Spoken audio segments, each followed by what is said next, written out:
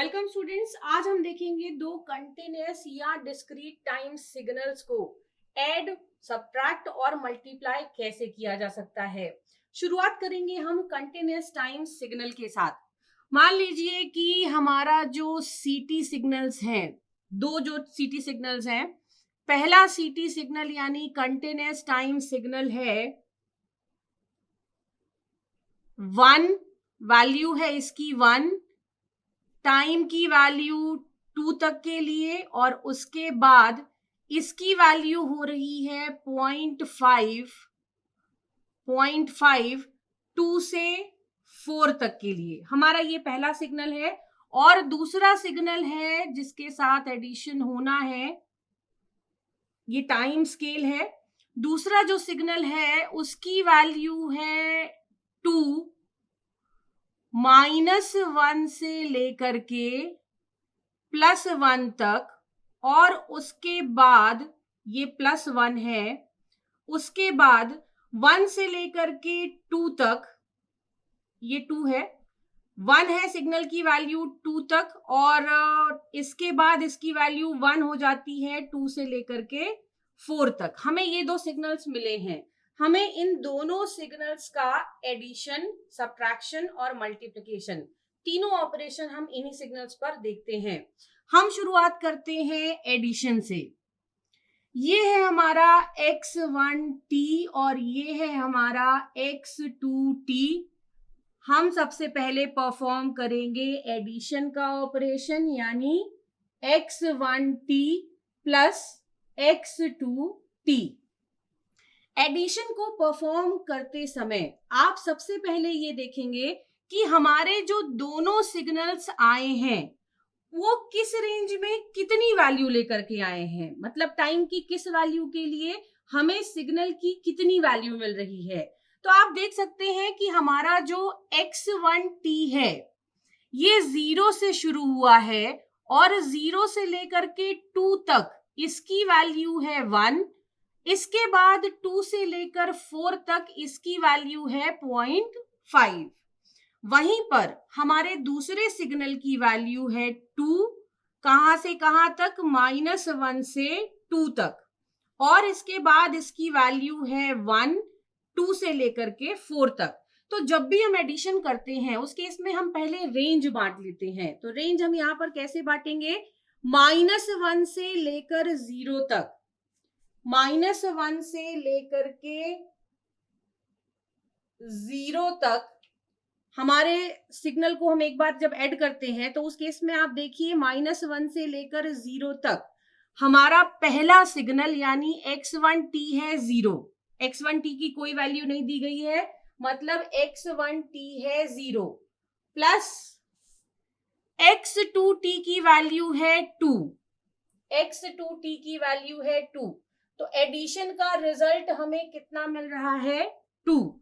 तो -1 से लेकर के 0 तक हम बनाएंगे रिजल्टेंट सिग्नल को 2 एम्पलीट्यूड के साथ। इसके बाद पॉजिटिव साइड में जब जाएंगे तो 2 पे इसका ट्रांजिशन हो रहा है और 2 पे ही इसका भी ट्रांजिशन हो रहा है। हमें ट्रांजिशन पॉइंट्स को मेन कंसीडर करना पड़ता है। तो 2 पे इसका ट्रांजिशन भी है और इसका ट्रांजिशन भी है। तो अगला जो समेशन हम करेंगे वो करेंगे 0 से लेकर के 2 तक, क्योंकि 2 पर अब हमको किसी भी सिग्नल का, अगर हम चेक करें दोनों में से किसी भी सिग्नल का 2 पर हमें ट्रांजिशन मिल रहा है। ठीक है, अब 2 पर जो ट्रांजिशन मिल रहा है तो हमने रेंज ली 0 से 2। 0 से 2 में हमारा पहला सिग्नल है 1, पहला सिग्नल है 1 प्लस दूसरा सिग्नल है 2, दूसरा सिग्नल है 2, तो एडिशन का रिजल्ट हो गया 3।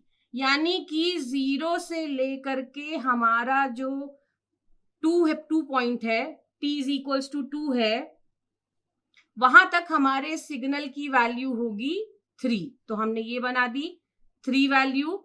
इसके बाद अगला ट्रांजिशन कहां पर है, तो हमने पहला सिग्नल देखा, अगला ट्रांजिशन 4 पर है। x2t को देखा तो भी अगला ट्रांजिशन 4 पर है, यानी कि अब हमारा अगला ट्रांजिशन जो हम देखेंगे वो 4 पे देखेंगे। इसके पहले कहां पे देखा था? 2 पर। तो 2 से लेकर के 4 तक अब हम सिग्नल को प्लॉट करेंगे। तो 2 से लेकर के 4 तक हमारा जो पहला सिग्नल है वो है 0.5, जो दूसरा सिग्नल है वो है 1। तो हमें रिजल्ट मिलेगा 0.5 प्लस 1 यानी 1.5। तो हम यहां पर सिग्नल को नीचे लेकर के आएंगे 1.5 तक। कहां से कहां तक बनाएंगे? 2 से लेकर के 4 तक बनाएंगे। तो 2 से लेकर के 4 तक हमारा सिग्नल कहां पर है? 1.5 पर। तो इस तरह से हम किन्हीं भी दो सिग्नल्स का एडिशन कर सकते हैं। एडिशन करने के लिए हमें किस बात का ध्यान रखना होगा? कहां कहां पे दोनों में से किसी भी एक सिग्नल का ट्रांजिशन हो रहा है। जहां पे ट्रांजिशन हो रहा है उसके हिसाब से आप रेंज बांटते जाएंगे और सिग्नल्स को जोड़ते जाएंगे। तो ऐसे हम सिग्नल्स का एडिशन कर सकते हैं। एक और एग्जांपल लेते हैं हम कंटिन्यूअस टाइम सिग्नल का एडिशन के लिए। सपोज हमारा पहला सिग्नल है 1 -2 से 0 तक है ये 1, फिर 0 से लेकर के 1 तक है ये 2, 1 तक, फिर 1 से लेकर के 4 तक, 1 से लेकर के 4 तक हमारा सिग्नल है फिर से 1 और 4 पे ये 0 हो रहा है। ये है हमारा पहला सिग्नल।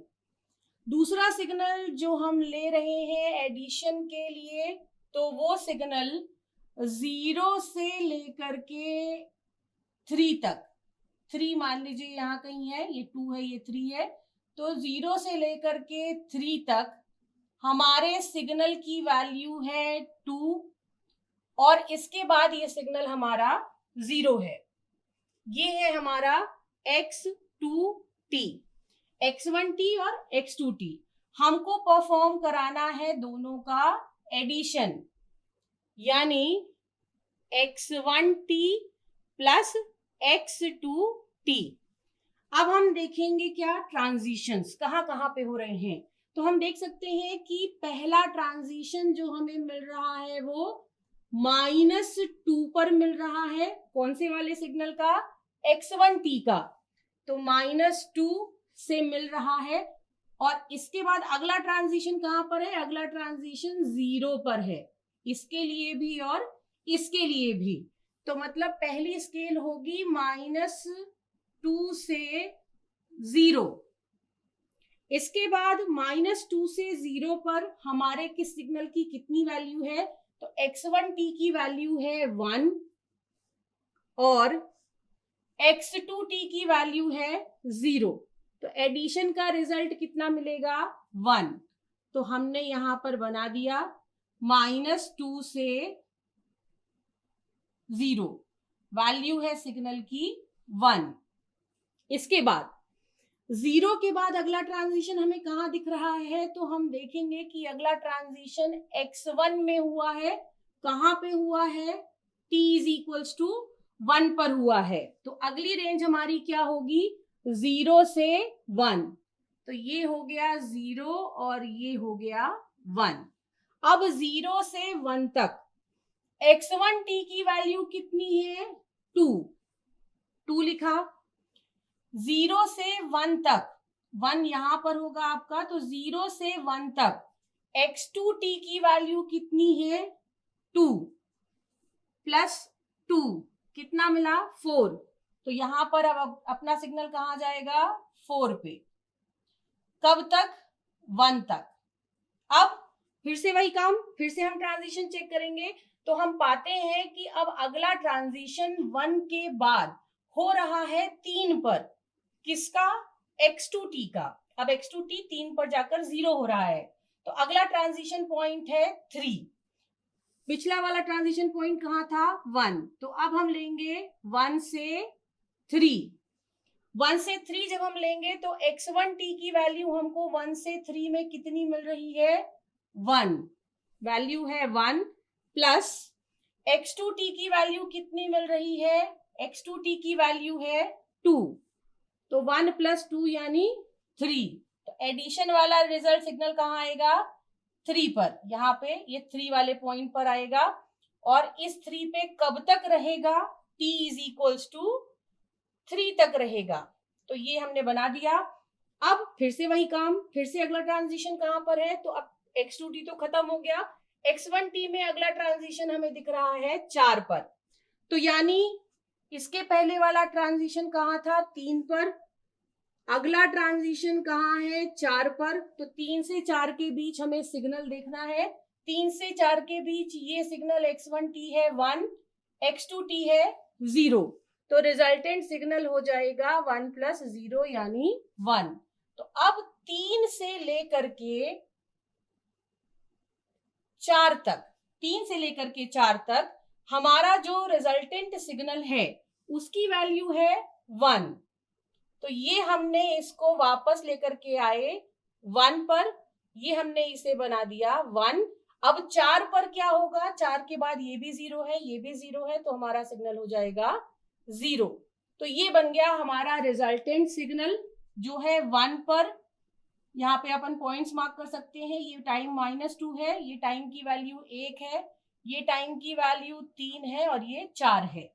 तो -2 से 0 तक टाइम की वैल्यू जब हम लेते हैं तो हमारा सिग्नल हमें 1 मिलता है। फिर 0 से 1 तक 4 मिलता है, 1 से 3 तक 3 मिलता है, 3 से 4 तक 1 मिलता है। तो इस तरह से हम सिग्नल्स को ऐड करते हैं। अब एडिशन के बाद अगर मान लीजिए हमें इन्हीं सिग्नल को सब्ट्रैक्ट करना है तो प्रोसीजर आपकी बिल्कुल सेम रहेगी। मतलब आप ट्रांजिशंस देखेंगे और ट्रांजिशंस देखने के बाद अभी हमने ये जो ऐड करने वाला काम किया है उसकी जगह हम सब्ट्रैक्ट करने वाला काम करेंगे। यानी मान लीजिए इन्हीं दोनों सिग्नल्स के लिए हमें सब्ट्रैक्शन करना है। और सब्ट्रैक्शन कैसा करना है? सब्ट्रैक्शन करना है, रिजल्ट कैलकुलेट करना है x1t माइनस x2t का। x1t माइनस x2t का हमें रिजल्ट कैलकुलेट करना है। तो ये हमारा x1 है, ये हमारा x2 है। इसके लिए जो पहली रेंज थी -1 से 0, -1 पे ट्रांजिशन था और 0 पे ट्रांजिशन था। तो जो पहली रेंज थी वो थी -1 से 0। और इस रेंज में हमारा x1 0 है, x2 जो है वो 2 है। तो हमारा जो रिजल्ट होगा वो होगा 0 - 2 यानी कि -2। तो इस केस में -1 से लेकर के 0 तक हम जो सिग्नल प्लॉट करेंगे वो होगा -2 के बराबर। फिर अगली रेंज थी 0 से 2, अगली रेंज थी 0 से 2 जिसमें x1 की वैल्यू है 1। 0 से 2 वाली रेंज में x1 की वैल्यू है 1, x2 की वैल्यू है 2। तो ये आपका रिजल्ट आ जाएगा -1। तो यानी 0 से 2 तक हमारा जो रिजल्टेंट सिग्नल होगा वो होगा -1। इसके बाद अगली रेंज थी 2 से लेकर के 4 तक की। 2 से लेकर के 4 तक की रेंज में x1 है 0.5 और x2 है 1। जब हम सब्ट्रैक्ट करेंगे 0.5 - 1 तो हमें रिजल्ट में मिलेगा -0.5। तो ये हमने -0.5 लिया है कहां तक? 4 तक। अब -2, -1 और -0.5 हमें मिल रहा है सब्ट्रैक्शन का रिजल्ट। ऐसे ही इस सिग्नल का अगर हम सब्ट्रैक्शन करें, x1 माइनस x2 करें तो x1t माइनस x2t करें तो यहां पर भी वही कंसेप्ट लगना है आपका। पहली रेंज हो जाएगी -2 से 0 वाली, -2 से 0, ये सिग्नल है 1, ये सिग्नल है 0। तो रिजल्ट आपको मिलेगा 1 माइनस 0 यानी 1। तो यहाँ पर -2 से लेकर के 0 तक आपको रिजल्ट मिलेगा 1। इसके बाद अगला ट्रांजिशन हमने चेक किया था, तो रेंज पाई थी 0 से 1। तो 0 से 1 तक x1 t की वैल्यू है 2, x2 t की वैल्यू भी है 2। तो रिजल्ट में आएगा 0। तो 0 से लेके 1 तक हमारा सिग्नल है 0। इसके बाद अगली रेंज थी 1 से लेकर के 3। तो 1 से लेकर के 3 तक हमारा पहला सिग्नल है 1, दूसरा सिग्नल है 2। तो रिजल्ट में आएगा 1 माइनस 2 यानी -1। -1 बिल्कुल वही काम जैसा आप एडिशन में करते जा रहे थे, वैसा ही हमें उसी मतलब सब्ट्रैक्शन में बस कैलकुलेशन बदल जाएगा, बाकी पूरा कंसेप्ट आपका सेम रहेगा। तो अब 1 से लेकर के 3 तक हमें रिजल्ट सिग्नल का मिल रहा है -1। अगली रेंज है 3 से 4 की। तो 3 से 4 तक हमारा जो पहला सिग्नल है वो है 1, दूसरा सिग्नल है 0। तो 1 माइनस 0 यानी कि हमें मिलेगा 1, ये 3 से 4 तक। तो ये हमने बना दिया रिजल्ट ऑफ सब्ट्रैक्शन। अब इसके बाद हमें जब दो सिग्नल्स का करना होता है मल्टीप्लिकेशन, कंटिन्यूअस टाइम सिग्नल्स का जब हम मल्टीप्लिकेशन करते हैं, तो उस केस में रेंज को डिफाइन करना बिल्कुल वैसा ही रहता है जैसा हमने एडिशन और सब्ट्रैक्शन में किया। बस हमें काम क्या करना होता है, हमें मल्टीप्लिकेशन करना होता है दोनों सिग्नल्स का, यानी x1t इंटू x2t। जोड़ा तो x1t प्लस x2t, घटाया तो x1t माइनस x2t, और मल्टीप्लिकेशन यानी दोनों सिग्नल को आपको मल्टीप्लाई करना है। तो मल्टीप्लाई करते समय आपके लिए काम और भी आसान हो जाता है, क्योंकि अगर जिस रेंज में दोनों में से कोई भी सिग्नल जिस रेंज में 0 है, वहां पे आपको मल्टीप्लिकेशन का रिजल्ट तो 0 ही मिलना है, क्योंकि किसी भी सिग्नल को 0 से मल्टीप्लाई करेंगे तो हमें 0 मिलेगा। तो एक आसानी ये हो जाती है कि आप चेक कर लीजिए कि किस रेंज में आपके दोनों में से कोई भी एक सिग्नल 0 है। जहां पर दोनों में से कोई भी एक सिग्नल 0 है, वहां पर आपको रिजल्ट मिलेगा 0। बाकी के पॉइंट्स पर आप उनको सिग्नल्स को मल्टीप्लाई करते जाएंगे। तो अगर हम इसी सिग्नल की बात करें, इन्हीं दोनों सिग्नल्स की बात करें, तो -1 से लेकर 0 तक हमारा x1t है 0, यानी इस रेंज में हमें मल्टीप्लिकेशन का रिजल्ट मिलेगा 0। कहां से कहां तक?